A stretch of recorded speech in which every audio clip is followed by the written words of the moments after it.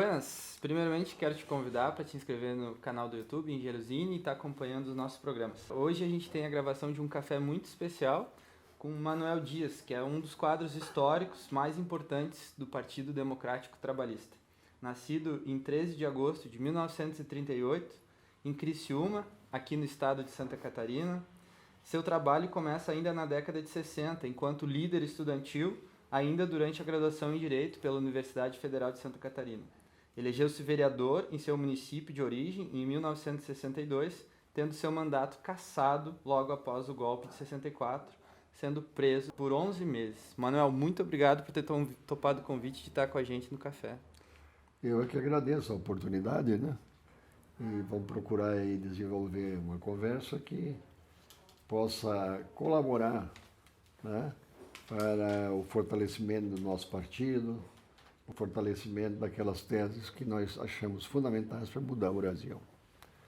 Eu tinha só que fazer uma correção. Eu não nasci em Criciúma, nasci em Sara, que é uma cidade próxima ali, liga, hoje é uma cidade só, né? E a minha militância começou antes, já, em 1954. Fundamos aqui a União Florianopolitana de Estudantes, desde 54. Desde 53 eu já participei, devia ter uns 13 anos, da campanha da Petrobras, o Petróleo é Nosso, que foi a maior campanha que o Brasil assistiu. A juventude, a UNE e a UBS tinham um poder de mobilização muito grande na época, né?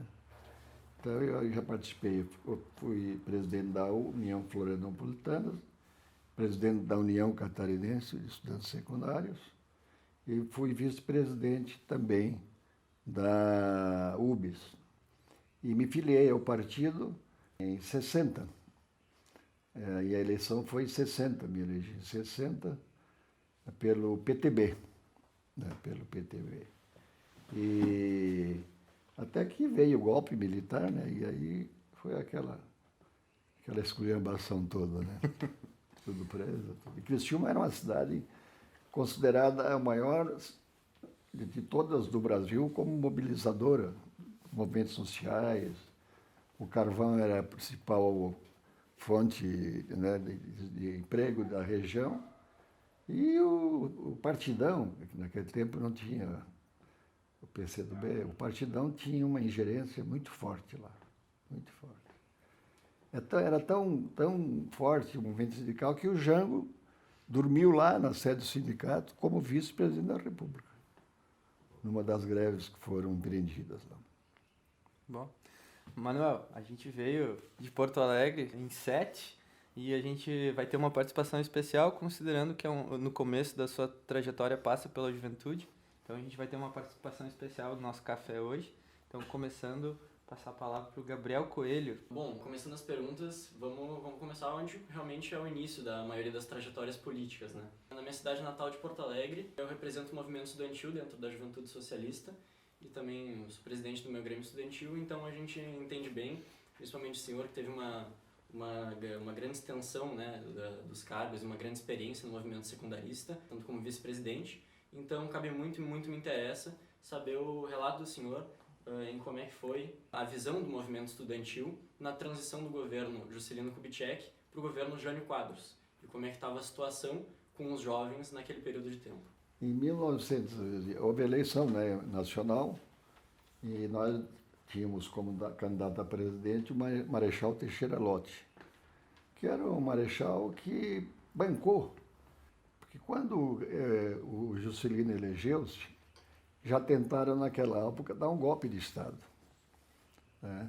O Carlos Luz, que era o vice-presidente da República, mancomunado com o DN, eles iam fechar o Congresso e dar um golpe. O Marechal Teixeira Lott descobriu, foi lá, pegou o vice-presidente que assumiu na morte do Getúlio, né, e botou no navio, aí soltou no navio no alto mar. Aí é que foi garantida, aí chamaram o Nereu Ramos, aqui, que é de Santa Catarina, que era presidente do Congresso, e empossaram o Nereu. O Nereu ficou na presidência da República por alguns meses. E a transição foi normal. O Juscelino era um homem altamente democrático, né? Ele era um homem que tinha metas, tinha plano de governo, que são as metas, que uma das quais Brasília, né? Construiu Brasília em 4 anos. Uma cidade daquele porte, com todas aquelas obras majestosas lá, projetada pelo Niemeyer, né?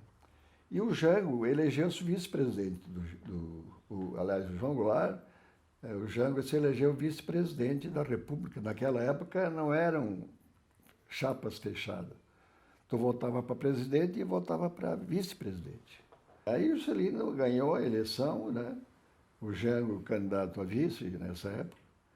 E tivemos lá uma parceria muito boa, né?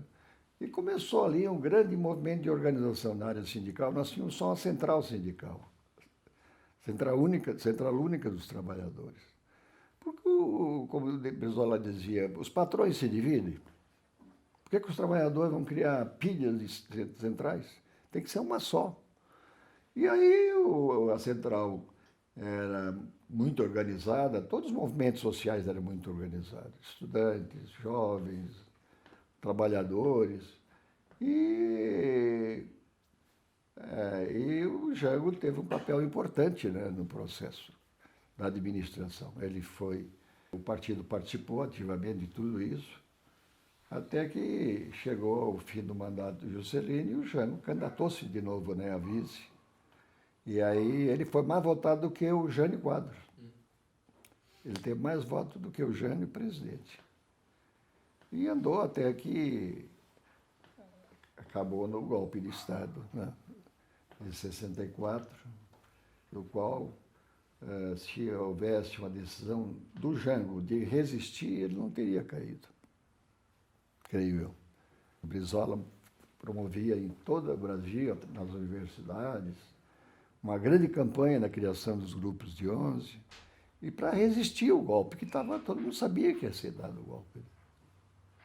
Mas o Jango, na época, estava no auge a guerra do Vietnã, em que matavam lá jovens como animal, né? Então, como nós já sabíamos que os Estados Unidos já tinha mandado a 5ª Frota, estava ali na costa brasileira, perto do Espírito Santo, para descerem e invadirem o Brasil e ir para Minas Gerais, porque o governador era favorável ao golpe, né? E a guerra, ele não queria transformar o Brasil numa guerra civil, vendo, né, o que estava acontecendo lá no Vietnã. E, historicamente, os golpes que foram dados no Brasil, logo depois, voltava, né, ao processo normal. Essa eles gostaram, e ficaram lá 20 anos, né? E até 69 não havia grande tortura. A tortura veio com a AI-5, né? A gente tem uma pergunta, nosso presidente da Juventude Socialista de Porto Alegre, Felipe Brianci. Tudo bem, presidente? Como o senhor comentou na resposta, seguindo o tema do Gabriel, os movimentos sociais eram muito mais organizados nesse período. E nesse momento que o movimento estudantil está tentando se renovar, eu queria que o senhor falasse um pouquinho a importância que ele teve na sua atuação política mesmo, a sua formação no movimento estudantil e o que isso representou para o senhor na sua atuação política. Toda a minha formação política é decorrente da minha participação nos movimentos sociais e na luta como eu falei, da União Florianopolitana, União Catarinense e UBS. Isso me deram convencimento da necessidade da participação, da obrigação, como brasileiro, de participar desses eventos e tentar mudar o Brasil, né? Nós tínhamos um projeto que eram as reformas de base. As reformas de base são as reformas estruturais, agora o Ciro está propondo. E sem elas você não muda o Brasil. Não muda o Brasil. Então, a minha formação se deu essencialmente nesses movimentos. Nós tínhamos muito o núcleo de base. Criciúma tinha mais de 500 núcleos de base, né? Treinavam, nós tínhamos campo de treinamento, né? Teria havido uma resistência se a decisão fosse nesse sentido. Manuel, como foi o contexto da extinção do PTB com o AI-5 em outubro de 65? Pois é, quando o golpe militar não extinguiu os partidos, eles precisavam manter para efeito externo de que o Brasil vivia uma democracia. Aí veio a eleição de 65 e repetiu-se em muitos estados a aliança histórica, PSD-PTB, social-trabalhista. E em muitos estados essa aliança venceu para governador. Aqui em Santa Catarina, nós tínhamos ganhou o Wilson Silveira e o Francisco da Linha, que era gaúcho, e era indicado pelo PTB. Aí eles, pô, mas como? Nós fizemos uma revolução para tirar essa gente e agora os caras ganham a eleição da gente. Então a decisão era anular as eleições. Mas lá chegou lá um gênio lá que disse, não, mas não precisa anular a eleição. Vamos criar novos partidos, acaba com esses partidos, muda o nome e vamos fazer outros partidos. Criaram 2 partidos. Arena e MDB. Né? A Arena 1, 2 e 3, porque ali estava toda a direita, toda a reação, não cabia num partido só. Então criaram 3 arenas. E MDB também, 1, 2, 3, mas nós tínhamos só um MDB, que foi constituído basicamente pela bancada do antigo PTB, na Câmara Federal. Nós tivemos 140 deputados, só o PTB. Claro que a metade era chamado de bigorrilhos, era o Centrão hoje. Mas como estava o poder nas mãos do Jango, tem os oportunistas até hoje, esses caras fazem isso. Né? Então, isso foi muito importante, todo isso na formulação, né, das políticas que depois... então, o Brizola estava no exílio, todo mundo estava no exílio. Porque esse pessoal, por exemplo, Ulisses Guimarães é o herói do MDB. Ele apoiou a ditadura. O PSD apoiou a ditadura. Né? E fizeram um acordo, numa reunião na casa do deputado Joaquim Ramos, que é de Santa Catarina, num acordo com os militares para elegerem o Castelo Branco presidente. Em troca, o Castelo Branco prometeu não caçar o Juscelino. Né? Quando não cumpriu com o compromisso e caçou o Juscelino, aí eles foram para o MDB. Não porque ele defendia as posições nossas, mas aí vieram e tomaram conta do MDB. Então, ele hoje não existe mais, né? O MDB, que foi o originário, que defendia todas as teses que eram as defendidas por Brizola, Jango, PTB. Manuel, em face das proximidades do AI-5, você foi o primeiro caçado aqui em Santa Catarina e como a ditadura viu o senhor? Eu não fui o primeiro caçado em Santa Catarina. O pessoal foi caçado em 64, eu fui só caçado em 69. Eu fui caçado pela Câmara Municipal. Os vereadores lá receberam uma nota do presidente da Comissão Militar de Averiguação e leram aquela carta e me caçaram, porque eu estava preso, né? Comunicando que eu estava preso. E fui caçado sem a instauração de um processo regular, né, que estabelece o direito de defesa, sem nada, caçaram.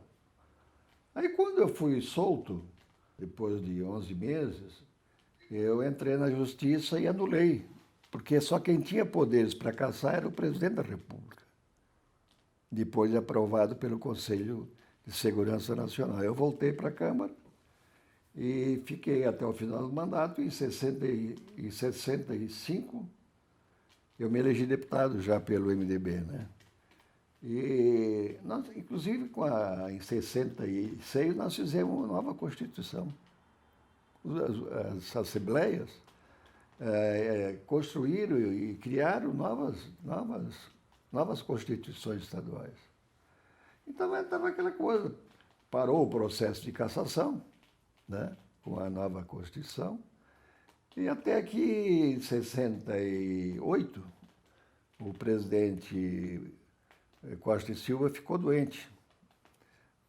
A linha dura aproveitou, mandou ele ficar doente mesmo, E baixaram o golpe, deram o golpe baixando o AI-5, em que restabelecia as cassações, prisões, e aí é que começou mesmo a fase mais dura da ditadura, né, onde houveram vários sequestros, né? Houve a tentativa de luta armada, mas não surtiu efeito. E aí a tortura, inclusive a presidenta Dilma, né, foi uma das torturadas, presa lá em São Paulo, na Operação Bandeirantes. E vocês sabiam que o único estado que não tinha operação era o Rio Grande do Sul. O governador da época, o coronel era da Polícia Militar, o nome dele, eu esqueci agora. Ele não deixou criar, aqui não vai se criar a comissão parlamentar, a missão criação de processo de averiguação. Lá não teve. E, então, aí é que começaram, como eu disse, as torturas. E eu fui cassado em 13 de março, creio eu, em 69. E isso já no cargo de deputado? No cargo de deputado estadual. E como é que foi o contexto, assim, porque de ser não havia processo. E o que o senhor fez nesse período? Eu continuei na defesa daquelas posições nossas, né? Mas nós éramos 6 deputados contra 38, sei lá. Então, mas o fato determinante foi o seguinte, tem ali em Lauro Miller, no sul do estado, minas de carvão. Eu era do grupo Catão. E eles tinham lá um controle total, tinham polícia privada. Toda aquela área que vai de Bituba até a divisa com o Rio Grande do Sul era tudo do Henrique Lage. Era a concessão do Henrique Lage. E Lauro Miller era dentro disso. Então as pessoas faziam casas, ocupavam, porque não tinha proprietário. E eles tinham lá uma polícia que, para tirar o pessoal, eles tiravam o telhado da casa. E o cara tinha que ir embora. E eu vi lá, quando foi aprovado o Fundo de Garantia, antes havia a estabilidade no emprego. Então, foi aprovado o Fundo de Garantia. Lá em Lauro Miller tinha as minas de carvão. Aqueles trabalhadores que não optavam pelo Fundo de Garantia, tinham estabilidade, eles não deixavam eles baixar a mina, com medo de que eles influenciassem os outros para não fazer a opção pelo Fundo de Garantia. E os mantinha num galpão, junto com dinamite, todo aquele material de explosão que se usa, né, para detonar lá na mina. O Correio do Povo da época soube disso, mandou aqui uns 4 ou 5 jornalistas, repórteres, e foram fazer lá essa verificação. O encarregado lá descobriu a presença e foi a polícia deles para cima dos caras. Os caras fugiram. Eles foram a pé desde Lauro Miller até Uruçanga. E o Correio do Povo deu destaque. Todo dia saía manchete sobre esse episódio. Aí, claro, eu fiz uma intervenção na Assembleia. O deputado da Arena era Sebastião Neto Campos, que era o que gerenciava a mina, era deputado. Eu denunciei, né, essa tortura, essa repressão. E isso deve ter sido, porque não havia processo regular. Era o presidente da República, caçava depois, ouvido o Conselho Nacional de Segurança, né? E as informações que eu pude ter é de que foi em função desse meu discurso que definiu a minha cassação. Manuel, como foi o contexto de recriação do PTB na reabertura democrática até a perda? Quem era quem eram os discursos? Houve uma época, o Brizola estava exilado no Uruguai e recebeu um ofício do governo uruguaio, que lá também já era ditadura, dando um prazo de 48 horas para o Brizola sair do Uruguai. Era uma sexta-feira. Como é que ele ia, né, buscar guarida com embaixadas, governos todos paralisados? Aí ele lembrou-se, não, o Jimmy Carter, que era presidente da República dos Estados Unidos, defendia direitos humanos, política de direitos humanos. Ele disse, eu vou testar essa política de direitos humanos do presidente americano. Ele foi na embaixada americana, comunicou que tinha recebido aquele ofício e que ele tinha que sair do país em 48 horas. Embaixador, mas o governador, o o Departamento de Estado está fechado, o presidente está lá passando o fim de semana naquelas fazendas que eles passam o fim de semana. Né? Tá bom, mas eu queria que tu tentasse ver se é. Aí, daqui a pouco, o embaixador telefonou que o presidente Jimmy Carter tinha autorizado ele ir para os Estados Unidos. Ele não tinha documento, não tinha passaporte, não tinha nada, né? Foi para os Estados Unidos, chegou lá, foi a Washington para regularizar e deram para ele permanecer lá um tempo grande. Aí, daqui a pouco, ele foi para a Europa, ele foi para Portugal, e aí, como a anistia estava saindo, ele começou a procurar, né, os exilados nos Estados Unidos, muita gente foi exilada para lá, né? E esses companheiros que foram exilados, muito jovens, muita juventude, e aderiram ao socialismo democrático. Então o Brizola articulou isso tudo e foi feita a reunião do encontro de Lisboa, em que aprovou-se o novo estatuto, o novo programa do PTB, e com uma proposta socialista. Vieram para o Brasil, todo mundo veio, Brizola veio, e nos reunimos lá no Rio e criamos o partido. Né? Criamos o partido, o estatuto, o programa, tudo aquilo. E fomos para o Tribunal Superior Eleitoral fazer o registro, porque pela legislação, o primeiro é que tem direito. Ficamos lá na porta do Tribunal Superior Eleitoral, se revezando, acho que uns 10 dias, para ser o primeiro. O Golbery Couto e Silva, que era o cérebro político da ditadura, foi pelos fundos do tribunal tudo nomeado por eles, e registrou o PTB da Ivete Vargas. Aí veio vocês assistiram, o Brizola rasgando a sigla, aquela coisa toda, e começou-se a discutir a criação do outro partido.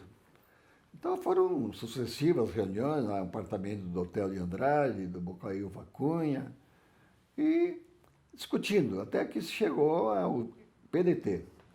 No final, o cardeal Arnes, né, de São Paulo, que é catarinense, né, falou com o Brizola e sugeriu: Brizola tem que ter nome democrático no partido.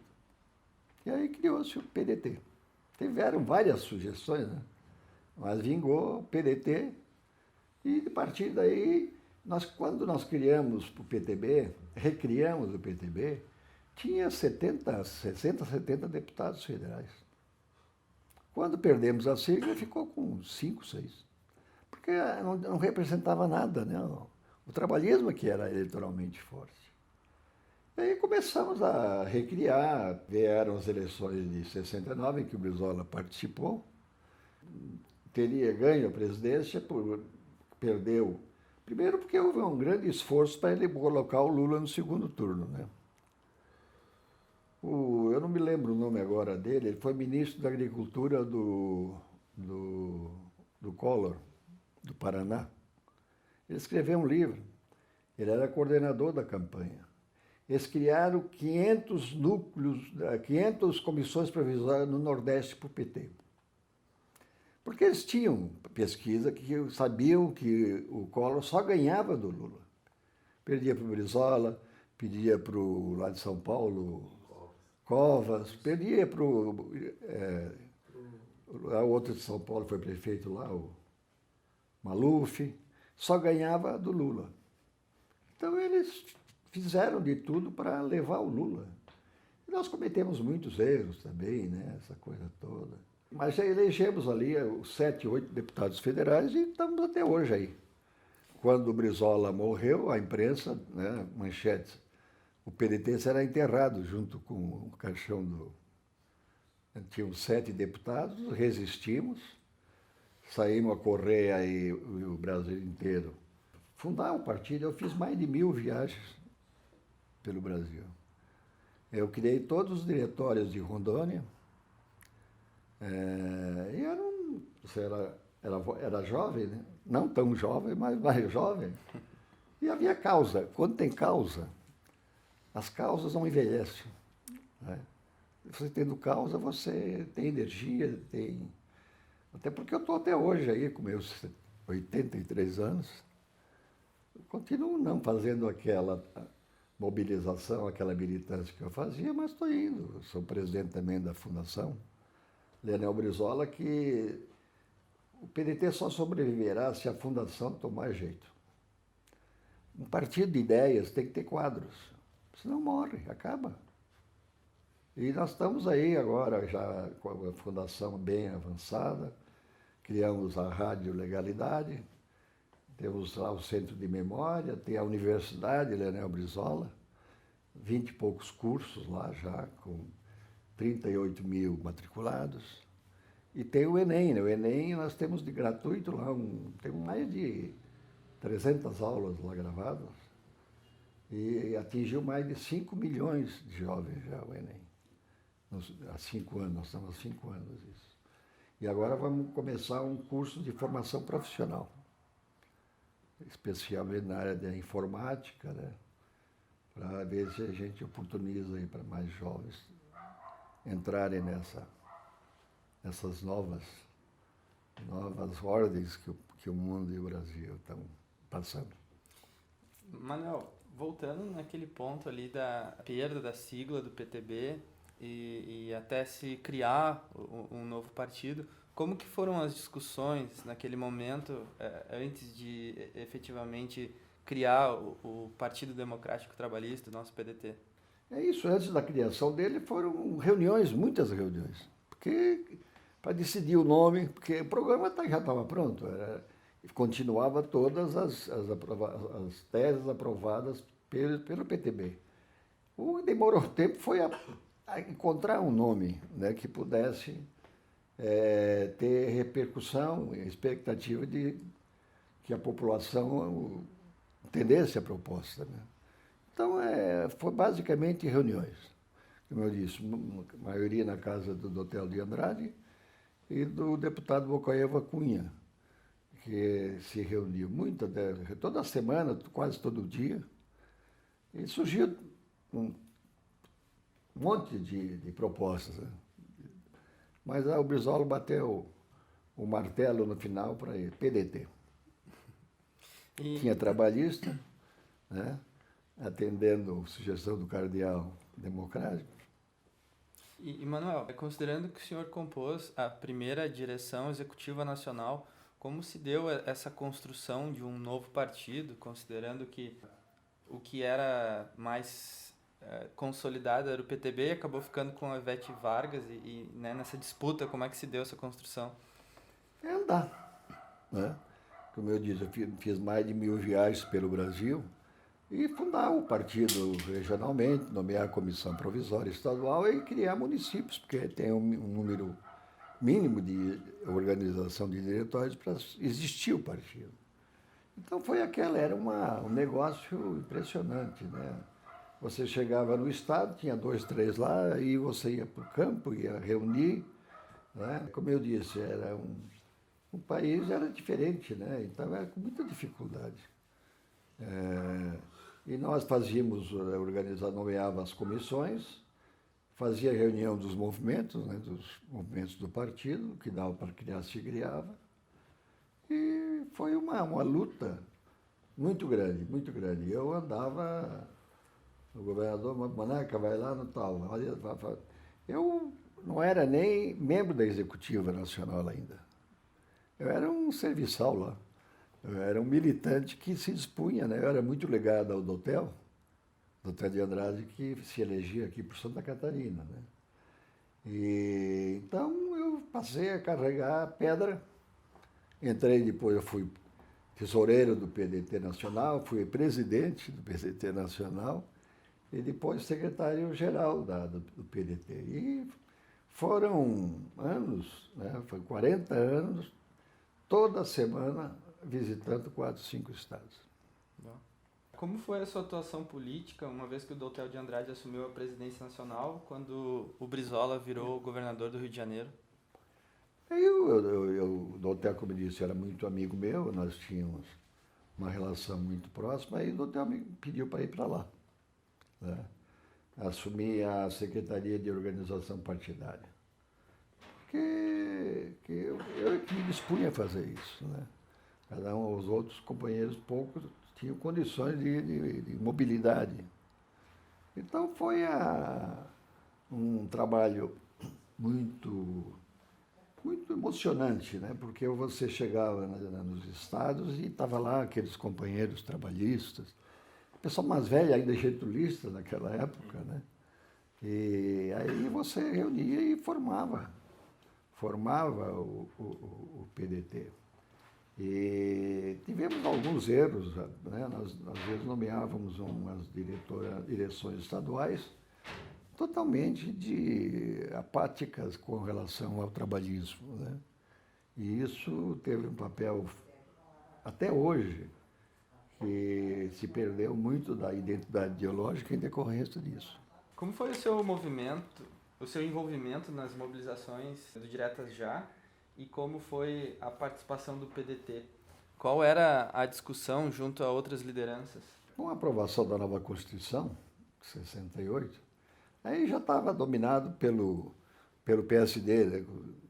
Tancredo Neves, Ulisses Guimarães, e a proposta que estava embutida no projeto da nova Constituição era eleições diretas para presidente da República. Mas eles tinham a preocupação que o Brizola deveria ganhar a eleição. Tinha tudo, era a noção de que o Brizola seria o presidente da República. Então não aprovaram a eleição direta e mantiveram por mais ainda um mandato a eleição indireta. O Brizola já era governador do Rio. E o Brizola começou uma grande mobilização para exigir eleições diretas. Ele promoveu um comício de 1 milhão de pessoas, né, na Presidente Vargas. O palco era ali atrás da Catedral do Rio. E com a oposição da Rede Globo, né? A Rede Globo desmanchando, destruindo, né? E mobilização, levando gente, convidando gente do Brasil inteiro. Quando chegou a véspera do comício, a Globo mandou lá os seus emissários falar com o Brizola que ia transmitir direto aquele comício. Elas cederam.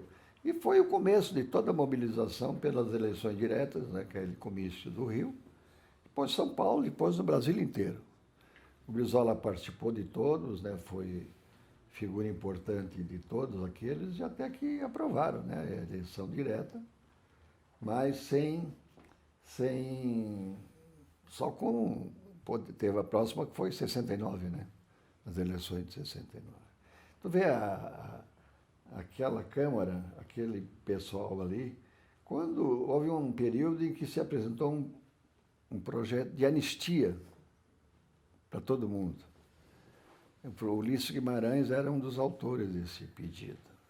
E excluíam do anistia Brizola, Arraes e Carlos Prestes.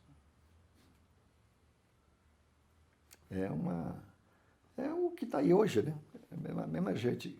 Esse Congresso que está aí, esse centrão corrupto, já serviu à ditadura, serviu ao Sarney, serviu ao Collor, serviu ao Fernando Henrique, serviu ao Lula, serviu a Dilma, e vão servir o futuro presidente da República se não tiver coragem de enfrentar, né, essa turma aí, que isso é tudo...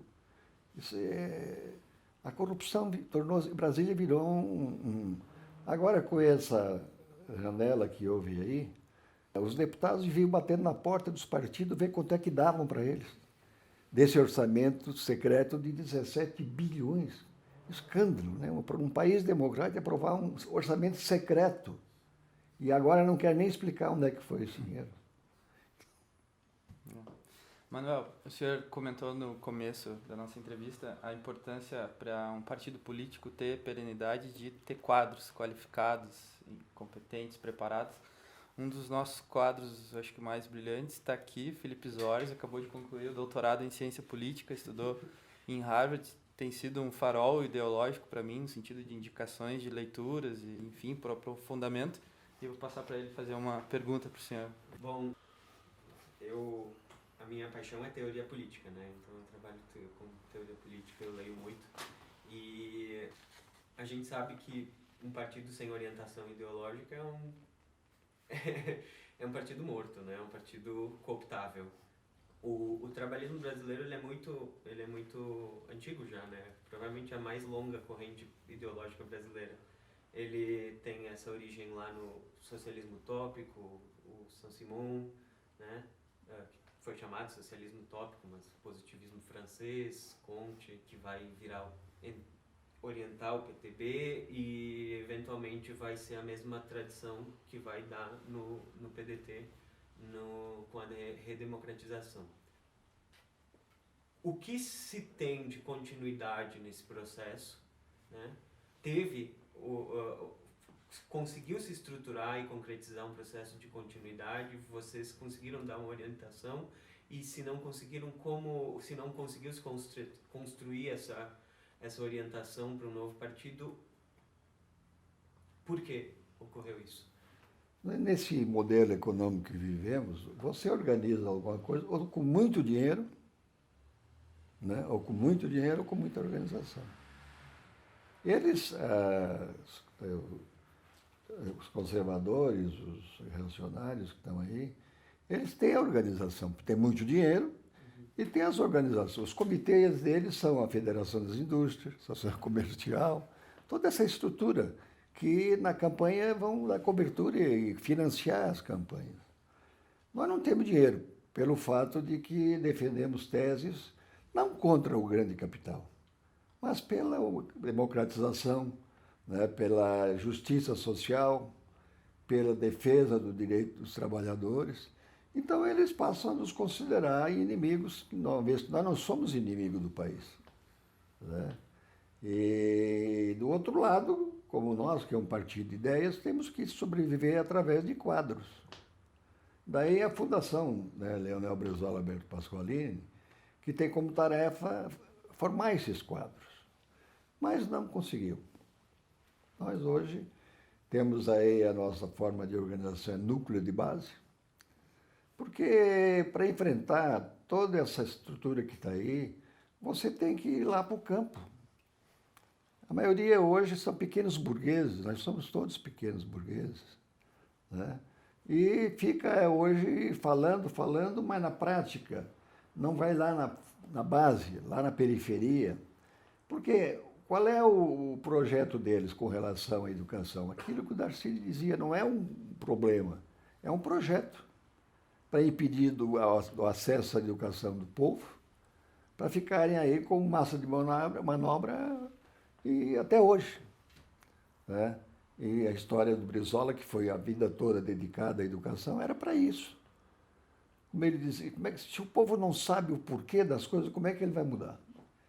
Ele recebe uma avalanche de desinformação todo dia. Nós não temos uma rádio, um jornal, uma televisão, é tudo deles. A Globo, ela desinforma 50 milhões de pessoas só no Jornal Nacional todo dia. Então, a nossa obrigação era formar quadros, núcleos de base para formar quadros para dar continuidade à luta. E uma outra coisa que a esquerda brasileira, também a esquerda mundial também, que se estabilizou muito depois do fim da União Soviética, né?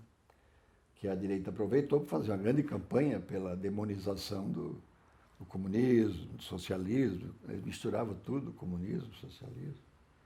E a gente não conseguiu fazer com que essa geração nova entrasse nesse trabalho.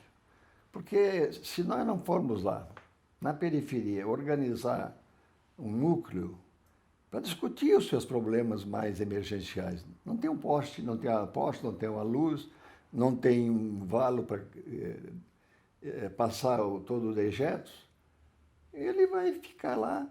E quanto mais pobre, mais controlável, né? Porque hoje nós temos aí 130 milhões de brasileiros que não estão se alimentando muito aquém daquilo que devia ser. Temos aí mais de 40 milhões que não sabem o que é que vão comer hoje à noite. Como é que ele vai ter noção de raciocinar o porquê das coisas? Né? Então nós temos que ir para lá. É difícil. É muito difícil, mas não é impossível. Não foram feitas as revoluções populares? Revolução russa, revolução chinesa, cubana, francesa, tantas aí que foram feitas a partir da organização do povo que os conscientizou, os politizou e eram maioria, né? Fizeram valer os seus direitos, a sua vontade. E aqui a gente tem feito um esforço. Nós agora aprovamos uma resolução número 2 que determina que para fazer convenção municipal tem que ter núcleo de base, empoderando os núcleos de base, dando participação na executiva municipal, estadual e nacional, né? Para tentar estimular essa gente. O Rio Grande do Sul, que é um estado tradicional, né? O trabalhismo lá, os movimentos trabalhistas foram espetaculares, estão lá as grandes lideranças, né? Getúlio, Jango, Brizola, Alceu, tantos que estão aí. Mas foi se deteriorando, né? Foi se deteriorando. Como eu disse, o advento aí da internet acabou de alienar. Está todo mundo ali sentado em casa, no ar-condicionado, dando lição. Falo muito pouco sobre doutrinação, né? Nós estamos numa eleição aí agora, o Ciro candidato. O discurso do Ciro é um discurso mais técnico. Nós temos que traduzir esse discurso para o povo.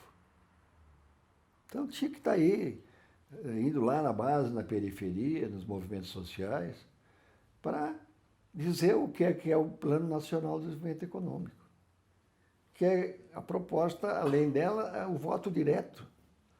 O Ciro tem proposta, mas não vejo discutindo o voto direto. Que todos os países, os Estados Unidos, a Europa inteira têm, que é a maneira de você aprovar as reformas estruturais. Né? É a maneira, mas ninguém não se discute. A maioria só escolheva com o PT, né, como se o PT fosse culpado da nossa incompetência.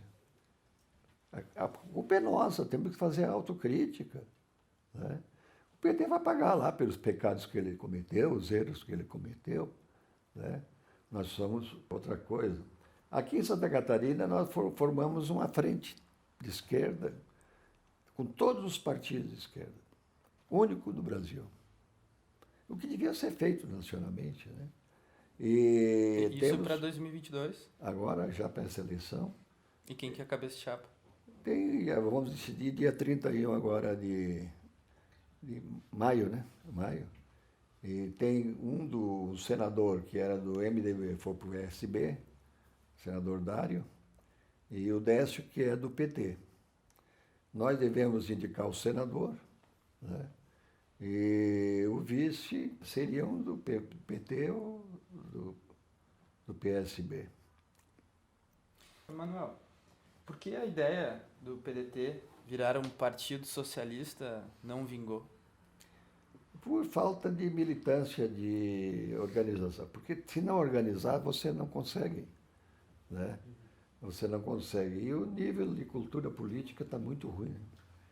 Tu vê que chegamos a esse ponto de eleger esse imbecil aí. Né? Um imbecil. Né? Então a gente tem que recuperar, recomeçar. E eu vou fazer até o fim da minha vida isso. Vou insistir, me sinto frustrado por não ter conseguido também alcançar esse objetivo. E não tem saída, não adianta. Não adianta querer enfrentar o inimigo sem armas. E a nossa arma é quadros ideologicamente preparados. Basicamente a juventude. Olha aí, ó. Sobre a candidatura do Brizola, em 1989, o ano que eu nasci, ele chegou a liderar as pesquisas, né? Qual foi a expectativa e como foi esse momento? foi um momento memorável da vida política brasileira, porque o Brizola é um homem que é diferente de todo mundo. O Brizola é um rebelde com 84 anos, mais rebelde do que todos os jovens, porque ele não se conformava, ele era fiel às suas origens. O Brizola veio lá da cidadezinha dele, do interior, né, de Carazinho, e passou por toda a ordem de necessidade, né? Conhece a história dele. E ele manteve-se fiel a isso.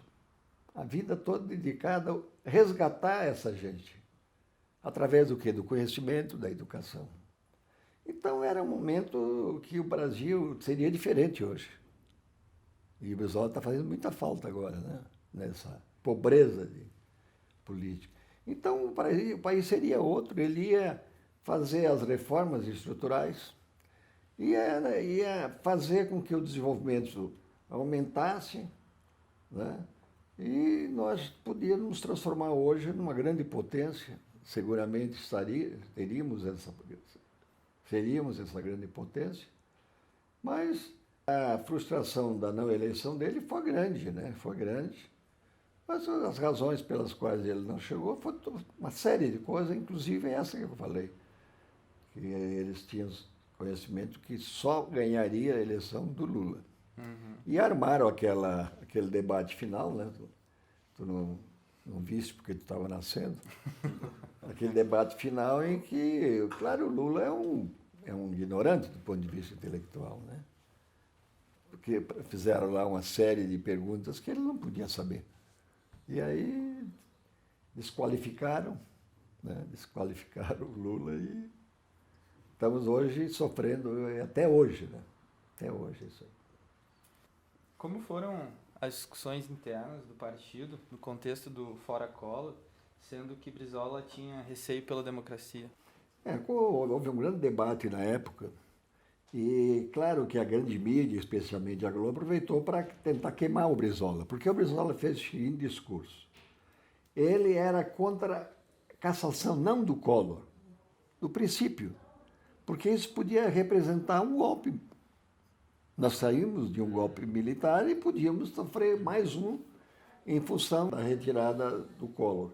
O que o PDT defendia, o Brizola, era julga e cumpre o mandato e, se for culpado, paga lá através das penas que foi estabelecido pela Justiça.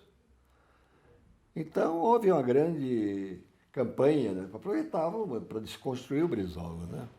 Mas o fundamento básico da defesa da não cassação do Collor foi evitar possibilidade de retrocesso político. E Manuel, qual foi a posição do PDT no contexto do avanço da agenda neoliberal do Fernando Henrique Cardoso? Nós somos contra, claro, de toda a vida, né? Foi o PDT que denunciou, foi o Brizola que fez toda aquela crítica, né? ao modelo neoliberal, que o Fernando Henrique, ele começou tudo, né? Ele começou a acabar com tentar mexer na legislação trabalhista, essa coisa toda. Então, o PDT, o Brizola, faziam objeção pelo modelo, que está aí, né? Não muda nada, não continua igual, agravado agora com... Quanto é que tu ia imaginar na vida que eu acabar com a CLT? Acabar com o Ministério do Trabalho? E o Ministério do Trabalho não é uma criação socialista, é uma criação capitalista, em que o Estado deles criaram um ministério para fazer a intermediação entre o capital e o trabalho. Passou para o governo fazer a apaziguação, a intermediação e fazer... Então, a desconstrução do Estado brasileiro, pegaram a Petrobras, dividiram, esquartejaram, entregaram tudo. Agora, a Eletrobras, e o que estão fazendo? E para onde vai esse dinheiro? Não tem aplicação orçamentária, está fora do orçamento. Então nós vamos ficar sem patrimônio e sem dinheiro. Manuel, Brizola vivo, Brizola morto. Como se deu essa transição como secretário nacional do partido? Claro que foi um momento difícil, né? Eu vi o Brizola na noite anterior em que ele estava no apartamento, estava indo fazer uma radiografia, ele passou, abanou, como se despedindo, né? E foi uma repercussão muito maior do que se imaginar. Nós pensávamos em fazer o velório lá no Palácio Laranjeiras um dia, né? Mas ficamos 4 dias lá. Tivemos, inclusive, que nem balsamar tinha sido feito. À noite teve que se tirar para fazer. Foi ali 4, 5 dias de multidão, né? E depois fomos para Porto Alegre, né? Também lá uma grande repercussão. E a preocupação era aquela de como é que vai ficar agora? Se o Brizola morreu, como é que vai ficar o PDT? Passados uns 30 dias, nós fizemos uma reunião da Executiva Nacional com a bancada do Senado. Eles queriam tomar o partido, né? E a gente tinha mandato, né? A gente não concordou. E hoje o partido está aí, em grande parte se deve ao Lupe. Porque não precisa ter coragem para fazer os enfrentamentos. Se tu tremeu, está ralado. Então o Lupe é um homem voluntarioso, corajoso, e ter feito enfrentamentos que ninguém imagina. Ninguém imagina. Então eu acho que a gente manteve a direção, aumentamos dobramos o número de deputados federais, mas ainda é insuficiente para constituir maioria para fazer aquilo que a gente pretende fazer, né? Mas eu acho que, como eu disse, vamos sair bem nessa eleição, se o Ciro mesmo que não ganhe, mas vamos consolidar um espaço bem definido, né? Bem definido. Porque isso vem de longe, né? O Getúlio Vargas, acho que 32 ou 33, foi perguntado pelos jornalistas qual era a posição ideológica dele. Ele disse, entre este capitalismo individualista, especulativo, e o socialismo que devia de bem-estar social, eu opto pelo socialismo. O Getúlio já disse isso. Ninguém comenta, mas Getúlio já tinha feito a opção dele já pelo socialismo. Tu imagina em 32, 33, né? Então, nós temos uma história que nos mantém, nos alimenta, né? E eu sempre digo, nós temos tanto patrimônio político que nós não conseguimos acabar. É tão grande que nós não conseguimos diminuir. Manuel Dias, em que sentido o partido dá legitimidade para a Fundação Leonel Brizola, Alberto Pasqualini, para exercer o seu papel em formação de quadros parlamentares? Quadro parlamentares a gente não consegue muito, né? Porque o PDT tem muitos parlamentares que às vezes são eleitos que não têm compromisso ideológico, né? Que não têm compromisso ideológico. A nossa tarefa é tentar organizar a partir da juventude. A partir da juventude. Que ela, por natureza, devia ser já rebelde e tentar se incorporar a movimentos sociais. Porque o que é que nós vamos, por exemplo, com o avanço tecnológico que estamos vivendo, daqui a 20 anos não tem mais emprego desses que tem hoje. E esses milhões de pessoas que não têm acesso ao conhecimento, vão trabalhar de quê? E está preocupando os homens mais ricos do mundo se reuniram aí há 2, 3 anos atrás e constataram que nós vamos ter 5 bilhões no mundo de desamparados, deserdados. E a proposta é criar uma Bolsa Família mundial, paga por eles. Porque para tentar evitar a rebeldia, né? Então, eu acho que o momento é complicado.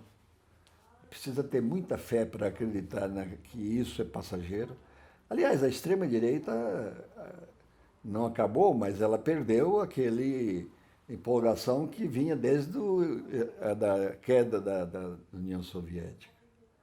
A direita aproveitou para penalizar, né, transformar em pecado ser socialista, ser comunista, ser marxista. E agora Nas eleições que foram feitas na Europa este ano e ano passado, a maioria eleita já foi ou de centro ou centro-esquerda. Hoje, na Austrália, que estava lá, eu acho que 20 anos, né, direita, perdeu. Então está vendo, né? Acabou aquela onda de extrema-direita. Agora eu espero que a gente volte, comece a voltar, mas é um esforço muito grande, muito grande. Porque no Brasil, como eu disse, a esquerda não consegue se unir. Nós tínhamos um ditado antigo aí dentro do Brasil, que as esquerdas brasileiras só se unem na cadeia. Né? Só se unem na cadeia. E quando tem aí, nós temos aí essa degradação até na esquerda toda. O que é que a esquerda está fazendo hoje? Qual é o movimento? Qual é a participação efetiva? Né? Estão fazendo, olha, eu repito aqui, quer dizer, estão acabando com a Eletrobras, não tem um cara na rua para denunciar, para se antepor a isso. Então, eu acho que a gente tem que ter fé, tem que acreditar e dedicar. A fundação, ela não... Na medida que o partido tem muita gente que não tem formação política e ideológica, não olha a fundação como mais uma entidade, mas ela é primordial. Ou formamos quadro ou vamos continuar aí um partido para fazer acordos, nem sempre bons, né? Então, a minha esperança, por isso que eu estou vivo ainda, é de que a gente consiga mobilizar, emocionar a nossa juventude para mostrar ao povo de que só ele pode mudar. É natural que, em função da luta de classe, que é permanente, a classe dominante é o grande capital. Enquanto o povo não tomar consciência de que ele é a maioria e os direitos dele têm iguais, não se mudará nada. Manuel, quais foram os desafios enfrentados como ministro do Trabalho na crise econômica de 2014? Eu fui ministro de março de 2012, acho que dezembro de 2014. No período que eu fui ministro, o Brasil tinha o maior índice de desemprego, 4,7% de desemprego. E todos os acordos salariais entre trabalhadores e empregadores, além de aumento de recuperação de perdas, ainda tinham 10%, 20% acima. Então era um momento que o Brasil vivia bem, não tinha desemprego, né? O percentual de desemprego era natural, né? Que eram os neném poucos. Então eu estive lá, eu fui ministro com a presidenta Dilma, e em 2014 que começou a desandar. Porque esse é um projeto deles, quando a Dilma ganhou, não sei se vocês estão lembrados, que o lá de Minas Gerais, que perdeu a eleição, mas ele, o Aécio Gomes fez um discurso.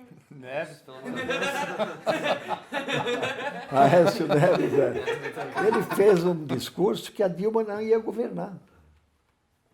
E aí, a partir daí, eles procuraram criar crises dos ministérios, criar crises artificiais para desarticulando. E houve aquela manifestação popular que o povo foi para a rua e não entenderam também um pouco, tinha que fazer mudanças, né? Então, o golpe que deram contra a Dilma, o PT abandonou a Dilma. O PT abandonou a Dilma. E a gente sangrou na carne para defender. Porque ela foi caçada, não tinha ninguém. Levaram lá uns ônibus de pessoas que ficaram lá olhando. Longe, a segurança manteve longe, ninguém jogou uma pedra no Congresso. Caçaram, baixaram a bola e foram tudo de volta. Quer dizer, umas coisas assim que não tem compreensão. O Lula já estava lá negociando com o presidente da JBS, o Michel Temer, Eduardo Cunha, para ocupar como ministro da Economia o Meirelles. Enquanto isso, a gente lá sangrando da própria carne, perdendo deputados. Então foi umas coisas assim que realmente injustificáveis, né? E o PT tem eles têm uma obsessão. Quem não nasceu no PT não presta.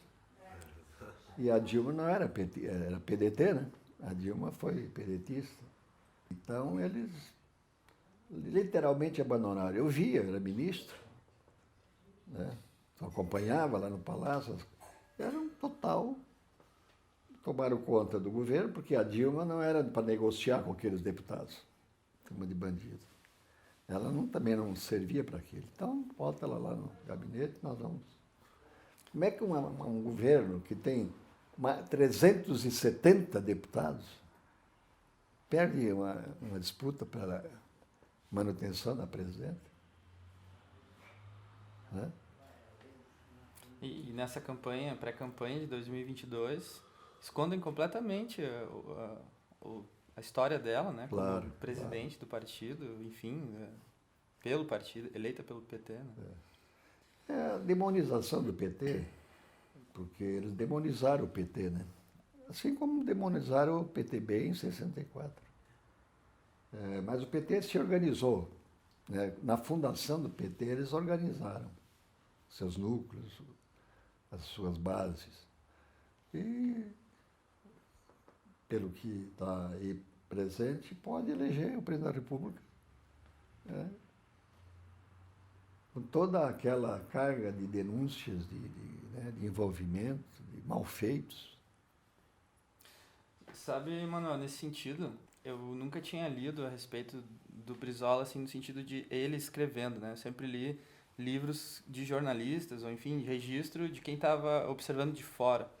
E aí, com esse lançamento que teve no dia 1º de maio, dos Tijolaços, tive essa primeira oportunidade de poder ler coisas que o Brizola escrevia. Assim. E em vários dos artigos, dos mais de 500 que ele escreveu, de 1984 para frente, está muito presente a questão da integridade moral e da importância disso para as nossas instituições.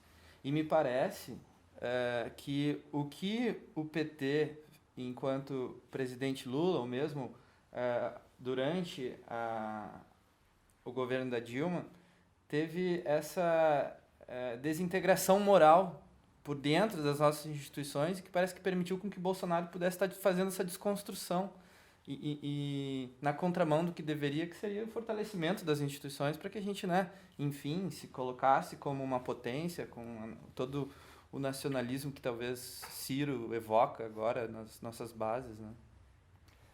Nós publicamos, a Fundação publicou 2 volumes de Tijolaços, né? Tô doido pelo 3º e 4º. Vamos ter mais 1 ou 2 para publicar. Ali era pensamento político do Brizola, né? De rebeldia, né? De inconformismo pelo que o país vivia, uma potência. O Brasil tem a melhor e a maior biodiversidade do mundo. Maior fronteira agrícola do mundo. A maior reserva de água potável do mundo. E um território enorme, líder natural de um continente. E submete aí a interesse. O Brasil, dentre os 10 maiores bancos do mundo, o Brasil tem 3. Já está concluindo. Nós temos 5 bancos. 4 bancos. 4 dos 10. 4 dos 5 que tem no Brasil. 4 dos 10. Não tem nenhum americano, nenhum alemão, nenhum francês. E a importância, como é que a gente... Então, os Estados Unidos tem 2, 3 mil bancos lá, para fazer o controle, né, da dominação. E democratizar o acesso ao crédito, né? Como Mangabeira diz, para a gente tentar romper com esse colonialismo mental, né? Bueno, Manuel, quero te agradecer muito pela oportunidade de a gente ter gravado esse café. Quero agradecer também a dona Dalva, que deu o livro aqui para o time Zine, né, sobre doces frutos e também transparência. São poesias que a gente vai ler com muito carinho. E espero que muitos jovens possam, por gerações e gerações, assistir essa entrevista, que eu penso que é a história viva do nosso partido, do PDT, e para que o trabalhismo possa ter perenidade. Então, muito obrigado por essa oportunidade de nos receber na sua casa em Florianópolis e gravar esse café.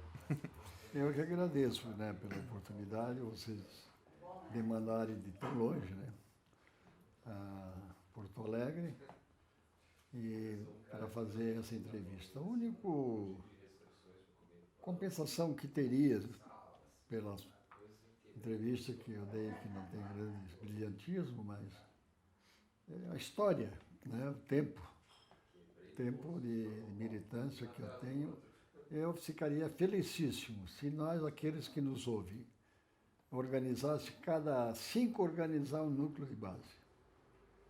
Porque aí nós estamos começando a revolução. Ela virá, inquestionavelmente, mas quanto mais organizar o povo, mais rápido o povo toma consciência política e vai ver que ele é que é a maioria, mas que não tem direito nenhum assegurado. Pelo contrário, a concentração de poder, de renda, não no Brasil, é da natureza do sistema, né? E vai entender que sem luta de classe não haverá mudança do Brasil. Obrigado. Eu só complementaria que talvez o grupo poderia ser de 11 para homenagear a Brizola, né? Pode ser de 11, melhor ainda, né? Melhor ainda. Obrigado, Manuel, obrigado.